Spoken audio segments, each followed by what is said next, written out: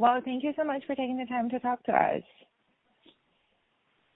Well, thank you. Thank you for calling. Well, first and foremost, I know you must be tired of being asked that question, but I just heard about where you're from because I didn't know. And I'm like super curious to know a little more about your hometown because you're from Christiania, right? Yeah. And I'm fascinated with the town's history and cultural heritage. So how was it for you to grow up in a place like that? So you can say Christiania is like a favela. The police only come in riot gear, and we take care of the community ourselves without help from the government. There's no street lights, there are no cars, and dogs have no leashes. And it's lovely to grow up in a place like that because you're a little more free from the rest of the world. You can say growing up in a place like that, you get a strong sense of community, a strong sense of belonging, and a strong loyalty. And I think it's very, very important for me to stay grounded in all this success and stardom that I have this neighborhood to come back to. Perfect. And how is it for you now to be topping charts all over the world? Did you ever think that would be possible to achieve someday? It's fucking weird, man. I just write songs and I practice and I work hard. But to see it suddenly happen is really, really strange. It's also nice. It's very nice. The most amazing thing, of course, is that you get to see the world. You get to travel around and meet a lot of people. I see. You had a very strict and traditional musical training growing up because you were part of the Copenhagen Boys Choir and then you went to a music school. How do you think that influenced who you are and how to make your music today? I think it influenced me in terms of my work ethic and in terms of my vocal training. Of course, I'm a better singer now than I would be without it. But it didn't really influence my songwriting. It didn't influence my creative process. My creative process is very much taken out of my upbringing in Christiania and from other friends and the family I have. Mm-hmm. And despite having such a cool background, music background, you decided to go to law school instead. Why did you try that before pursuing a musical career first? Well, when I was 12, I knew that I wanted to become a lawyer or a rock star. So I studied law until I got my record deal. Cool. And did you ever finish your degree or no? Oh no, fuck no. Now I pay lawyers. Awesome. That is so cool. And one of the things that I find to be cool about your work is that you always make sure to stay to your roots and your ideals. You don't let anyone dictate whatever you're wearing for shoots or performances or and everything. And it's really lots of bands and artists end up losing themselves in their careers because they let others dictate how they do things. And was it hard for you to stand up for yourself in your work? How do you think that this affects your careers and your plans? Well, you can say it like this, Vero, that if you care about what other people think, then you're already dead. Mm-hmm. Does that make sense? Yeah, it does. And to me, the thing about, you can say probably growing up in Christianity, I grew up with the police harassing me and the media writing lies about my neighborhood. So I know, now I'm talking to you. You're a journalist, right, Vero? Yeah. So you're one of the enemy. You, the police, the lawyers, and the politicians are the enemies. So at the end of the day, you have to just be aware of the fact that everyone is going to write something that is not true. So why even care about how you look? And why even care about what people write? Because if you wanted to write a bad article about me, you would write it anyway, right?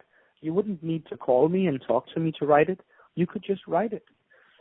And I think having that knowledge in the background, it makes it so much easier to talk to journalists because I'm not afraid of what you might write. You know what I mean? I know it sounds a little hard, but I really don't care.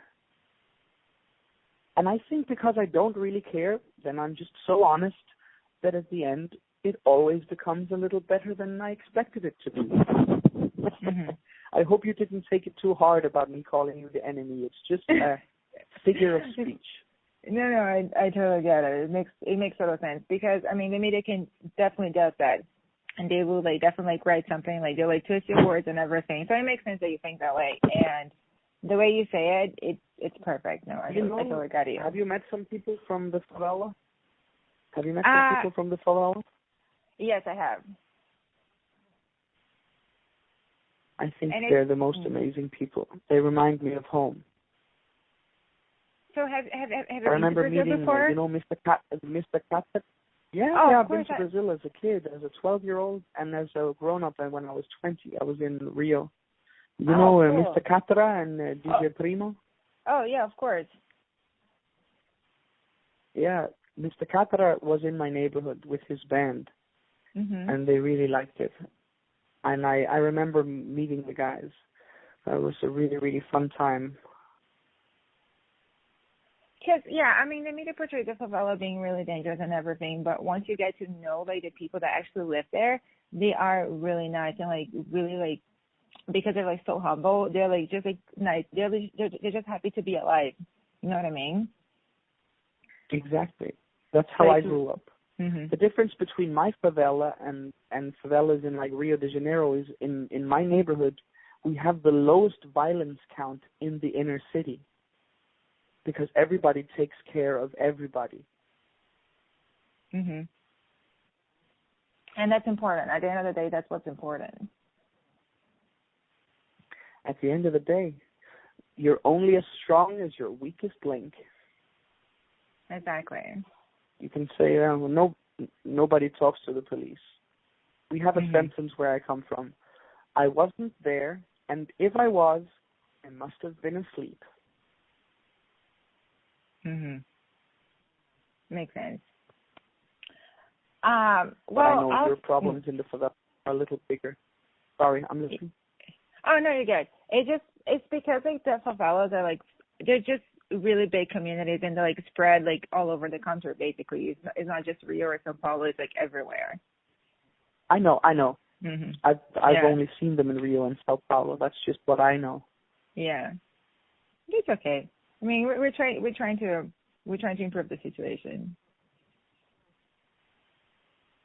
So our next question is the dynamics in between you and the rest of the boys is also really great, and you seem to be very close. You went to high school together and everything. So how is it to work with them? Because you've mentioned before that you don't create music, you're just a songwriter. So how is it for you, like, for them to get in tone, for you all as a band to get in tone with each other, like, when you're creating music together? Well, you can say the band isn't actually a part of the creative process. The band is a part of the live show. I make the music with three guys called Stefano, Rizzi, and Pilo. The band actually comes in quite late in the creative process, after the songwriting is done and usually after the song is finished. But what the band contributes with is this amazing, powerful live show that we put on stage. Because it's my name, it's my story, it's my song. But when you see us on stage, you can see that it's a band. And the energy that flows between us is just phenomenal.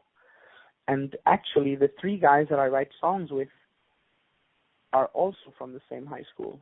So all seven of us went to the same school, which is quite amazing.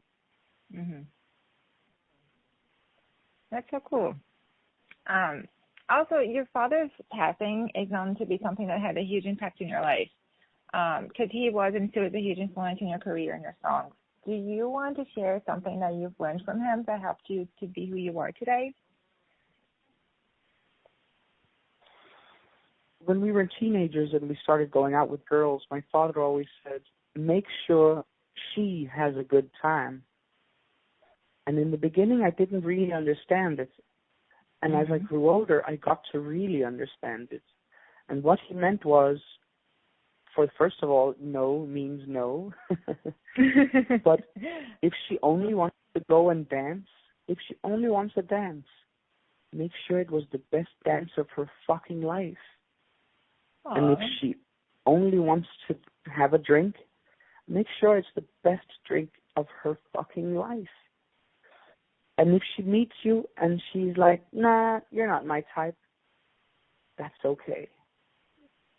It's always her choice. And as a man, you have to respect that. Cool, that's nice. Just got a couple of minutes left. Thank you. Thank you. So what is next for Lukas Graham in the upcoming months? Like, what do you guys have planned? We have a lot of tours going. We have a lot of concerts. And everything is going to be crazy. But the next big thing is that I'm going to have a little baby in September with my lovely wife. So, congratulations. The 7 Years song is becoming true. Oh, that's so nice. Congratulations. And last but not least, do you want to leave a message for the Brazilian fans? Yeah. Ladies and gentlemen, thank you very much for listening to our songs and to the music. Please do keep listening. 7 years was not the best we had. We have a lot more to come. Obrigado. Oh, do you guys have Brazil in your plans to come up anytime soon? I can't see Brazil yet, but I'm really looking forward to. I spent a lot of time in South America when I was 20 years old, 7 years ago. So I would love to come back to Brazil. Oh, awesome. I hope you do soon. I really, really hope so. Well, thank you so much for taking the time to talk to us. It was lovely to meet you. Thank you for calling. Thank you very much.